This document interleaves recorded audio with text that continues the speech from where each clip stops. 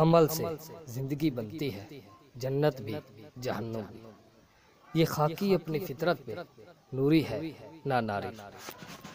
یار آج میں کچھ پریشان ہوں۔ کیوں پریشان؟ کیا ہوا؟ خیر ہے؟ ہاں یار خیر ہے، مگر پریشانی کس بات کی؟ یار میرا بھائی جس نے یونیورسٹیوں میں ٹاپ کیا ہے، میٹرک FEC BSc اور ماسٹر ڈگری تک گریڈ بہت اچھی ہے، مگر نوکری کے لیے مارا پھر رہا ہے۔ مجال ہے کہ کوئی ادارہ اسے نوکری دے۔ ہمارے گھر والے اسے پڑھا کے تھک گئے ہیں، اس کی تعلیمی اخراجات کے لیے قرضے لینے پڑے، یہاں تک کہ زمین بیچنی پڑی، مگر اس کی تعلیم اور ڈگری سے کوئی فائدہ نہیں پہنچ رہا۔ اس ڈگری ہولڈر سے بہتر تو وہ پرائمری پاس میرا بھائی ہے جو تھوڑا بہت ہنر مند ہے، چنگے بھلے پیسے کما لیتا ہے، اپنا اور اپنے گھر کے اخراجات بآسانی اٹھا رہا ہے۔ معاشرے میں اس کی قدر بھی بہتر ہے، لوگ اسے مستری صاحب کے نام سے پکارتے ہیں۔ اب تو میں سوچ رہا تھا کہ ہمیں بے روزگاری نے نہیں ڈگری نے مارا ہے۔ بھائی صاحب، ایک آپ کے گھر کا نہیں مسئلہ، بلکہ یہ اس ملک کے لاکھوں گھروں کا مسئلہ ہے، اور یہ ایک ہمارا قومی مسئلہ بھی ہے۔ ہر آنے والی حکومت اس قومی مسئلے کے حل کا وعدہ اور اقدامات تو کرتی ہے، مگر وسائل کی کمی کی وجہ سے ناکام ہو جاتی ہے۔ وسائل کا نامناسب استعمال بھی مختلف مسائل کی جڑ ہے۔ تعلیم کا مقصد مسائل کو حل کرنا ہے، مگر ہمارے ہاں تعلیمی ایک مسئلہ ہے جس کی اہم وجہ ڈگری ہے۔ ہمارے تعلیمی ادارے نمبر بنانے والی مشینیں تو پیدا کر رہی ہیں، مگر قابلیت نہیں۔ واقعی بھائی، آپ نے ٹھیک کہا۔ اگر تعلیمی ادارے قابلیت پیدا کرتے تو ہمارے پڑھے لکھے نوجوان بے روزگار نہ ہوتے، بلکہ روزگار پیدا کر رہے ہوتے، مگر یہ لوگ تو حکومت کے لیے بھی بہت بڑا مسئلہ ہے۔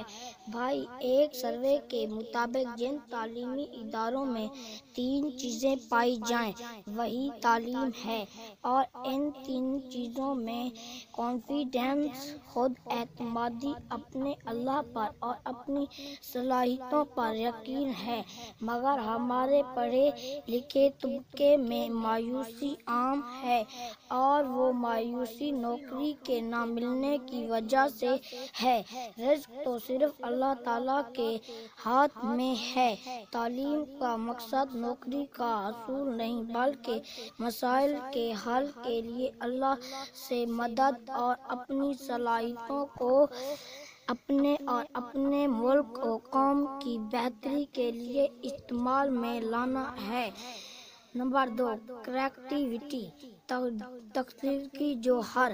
اپنے مسائل کی نشاندہی کے بعد ان مسائل کا حل اپنی قابلیت اور صلاحیتوں کو استعمال کرتے ہوئے پیش کرنا اور اس کے لیے عملی اقدامات اٹھانا ہے۔ اسی طرح ہمارا مسئلہ بے روزگاری ہے، جس کا حل ڈگری حاصل کر کے نوکری کا حصول نہیں، بلکہ اپنے اور دوسرے لوگوں کے لیے ایسے وسائل پیدا کرنا اور ان کے لیے اقدامات اٹھانا ہے جس سے روزگار پیدا ہو، نوکری پیدا ہو۔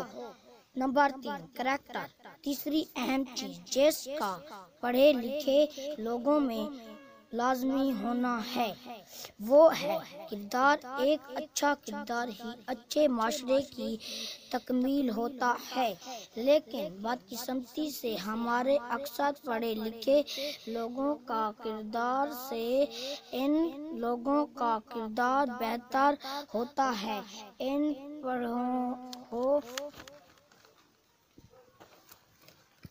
ان تین اہم چیزوں کی ہماری تعلیمی اداروں میں کمی ہے، جو کہ ہمارے تعلیمی نظام کی ناکامی کی اہم وجہ ہے۔ مگر یہ تینوں کانفیڈنس، خود مگر یہ تینوں کانفیڈنس، خود اعتمادی، کریٹیوٹی، مسائل کا حل، کریکٹر، کردار تو ہمارے اسلامی دار و روایات کا حصہ رہی ہے۔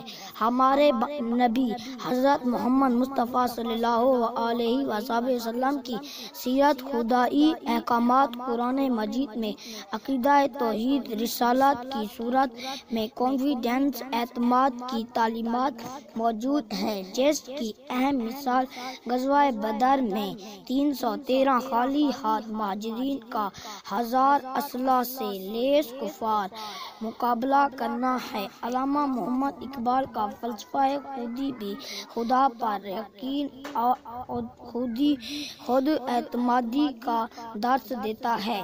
کریٹیوٹی، جو ہر تخلیقی اسلامی تعلیمات میں ایسی کی خصوصی اہمیت حاصل ہے، جس کی واضح مثال ہجرت مدینہ کے موقع پر یثرب، جس کو اندھیری نگری کہا جاتا تھا، مکہ سے خالی ہاتھ آئے ہوئے مسافت سے لٹے پھوٹے مہاجرین کا احکامات الہی کی تابع، مطیع رسول کام کا خدا پہ اعتماد اور نبی خداداد تخلیقی صلاحیتوں کو استعمال کرتے ہوئے اس یثرب اندھیری نگری کو مدینہ اور روشنیوں کا شہر بنا دیا۔